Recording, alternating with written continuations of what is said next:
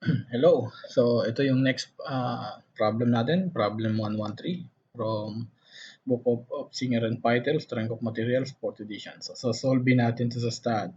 Okay? So, okay, Python kasi manual eh. So, itatry natin sa stud, then ima-match natin kung tama ba yung results di stud. Okay, so problem 113, find the stresses in members BC, BD, and CF for the truss shown in figure P-113. Indicate the tension or compression. So the cross-sectional area of each member is 1600 square millimeter. Okay, so punta tayo sa stud. So ito yung start page ng stud, and dapat before ka mag-create ng new project, so i-create mo na yung folder na pagsasavean mo ng stud model. So ito na yun, problem 113, then dito sa stud model. Okay, so click tayo ng new project. Okay, then click cancel. Then plain lang tayo, no? So plain analysis lang tayo. So problem 113. Problem 113. Okay, problem 1 stud model. Click OK.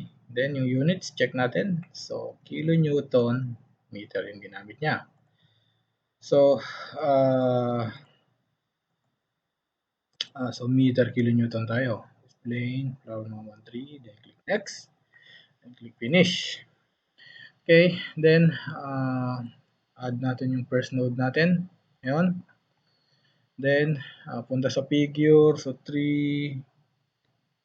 Okay, 3 ito, then 4 ito. So total 7. So anyway, pwede natin copy yung node na to na 3, then 7. Okay? So ito na lang gawin natin. Maglagay ka ng 3 dito going x. Okay? And maglagay ka ng 7 going x din. Ayan. So 3 and pag measure mo yan, so 3 na yan and 4 yun. So remove natin. So, connect natin, geometry, add beam, from point to point. Ayan. Set natin sa front view. Then, so, meron pa tayo doon. Okay lang, walang dimension, so assume na lang natin na 1 meter. Okay, so, type natin dito 8. Then, connect natin. Geometry, add beam. Okay. Next, 3 meters doon, paakyat. Then, 4 meters pababa dito. So, node cursor. Geometry, sinelect ko yung node na to. Geometry. Translational repeat. Y, then 3 meters, Y direction, link steps, click OK. Next, ito naman, going down 4 meters. Okay, select node cursor, geometry, translational repeat, Y, then negative 4. Then click steps, click OK. Then pwede na natin i-connect yan. So pag ganon, pag ganon. Okay, so geometry, add beam from point to point, connect yan, and connect natin. So, okay na. Then, ang support natin, hinge and hinge. So, hinge and hinge tayo. Okay. Punta sa general, pero apply muna natin yung property siguro. Okay. So, sabi niya dito, each cross-sectional area, yung member, each member cross-sectional area is 1,600 mm square. So, 1600. So, let's say, assume natin na square bar, square root natin. So, 40 mm, ano? 40 by 40 mm. So, mag-define tayo dito, then rectangle, 0.04 by 0.04. So, ang total area value niyan is 1,600 mm square. Wala namang minention na material, so, lagay na lang natin is steel. Okay? Click add, close. Then, select mo lahat yan. Then, assign to selected beams. Assign, then click yes.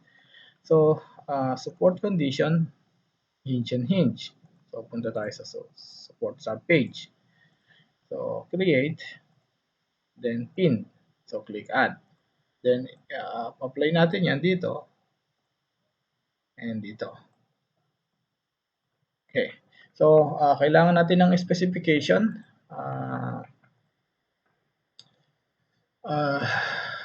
Edit, then set input command file. So, kailangan mo kasing i-add itong set shear command. No? Ayan. Para hindi mag-contribute yung shear deformation stiffness dun sa structure. By default kasi kinoconsider ni STAAD yun. So, dapat i-add mo yung set shear command. Save. Okay. So, since like truss analysis ito, so axial member lang, kailangan natin mag partial release doon sa mga members, start and end. So, punta tayo dito sa general, then specifications, then click beam, then start sa partial moment sa 0.99. So, para mawala yung bending stiffness nung elements. Okay, so click assign. So, start lang yan, that pati end.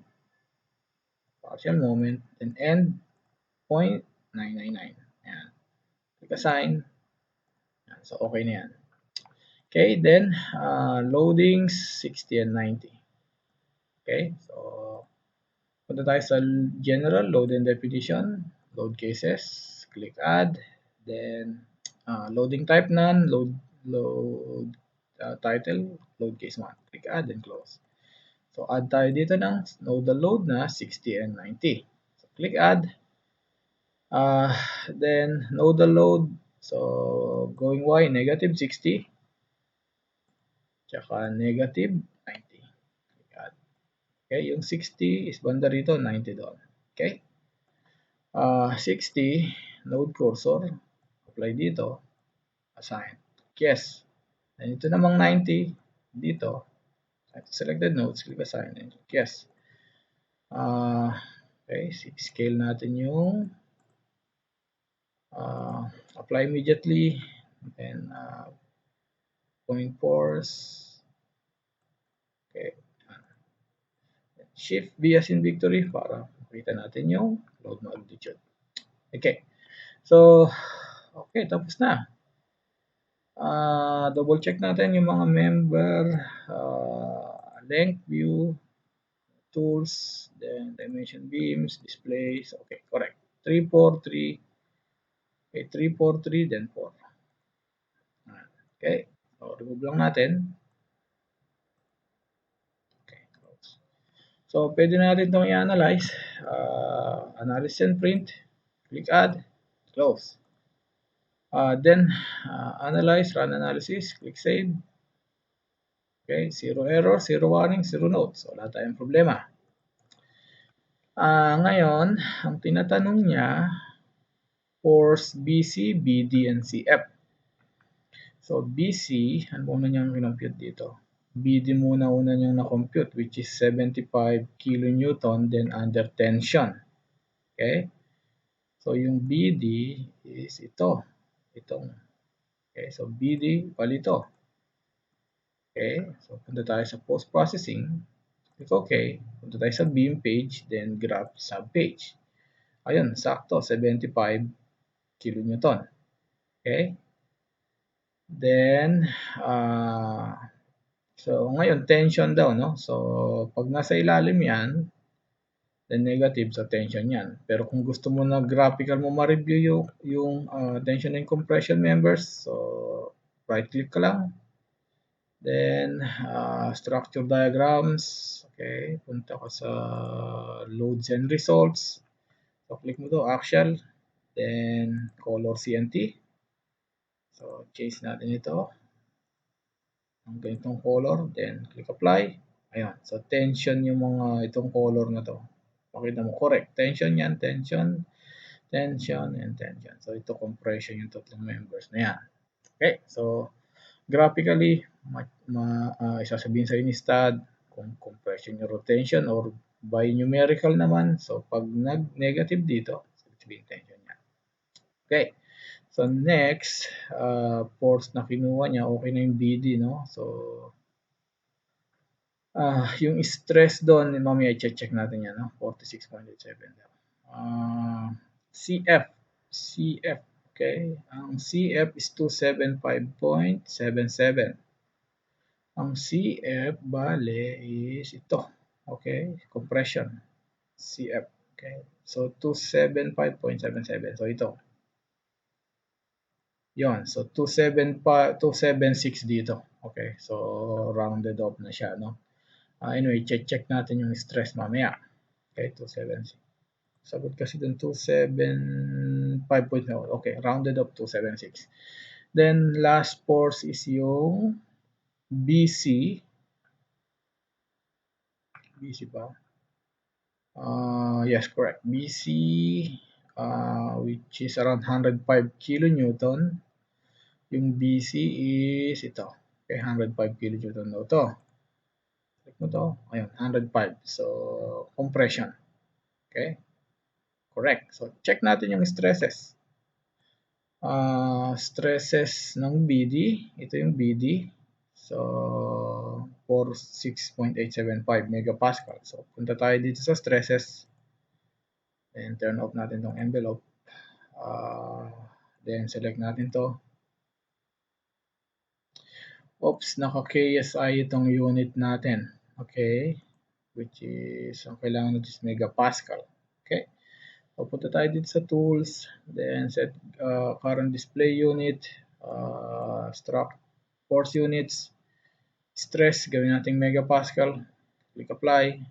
Okay. Click okay. So, stress is 46.875. So, dito, correct. 100% match. 46.875 megapascal.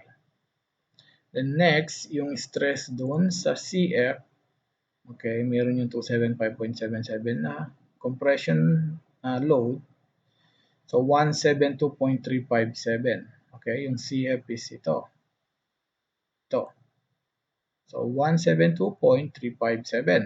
So, balik tayo dito sa book ni Singer. CF, ano? Ano yung CF? So, 172.357. Ito. 172.357. So, 100% match. And lastly, yung dun stress sa BC, mayroon na 105 kilonewton na compression force. Okay? Pag sinelect mo to, ang stress dun is 65.625. Then, correct, 100% match. Okay? So, yun. So, ganun lang kadali. So, aside from manual calculations, pwede mo rin siyang gamitan ng stat. Okay? So, thank you and see you for more videos.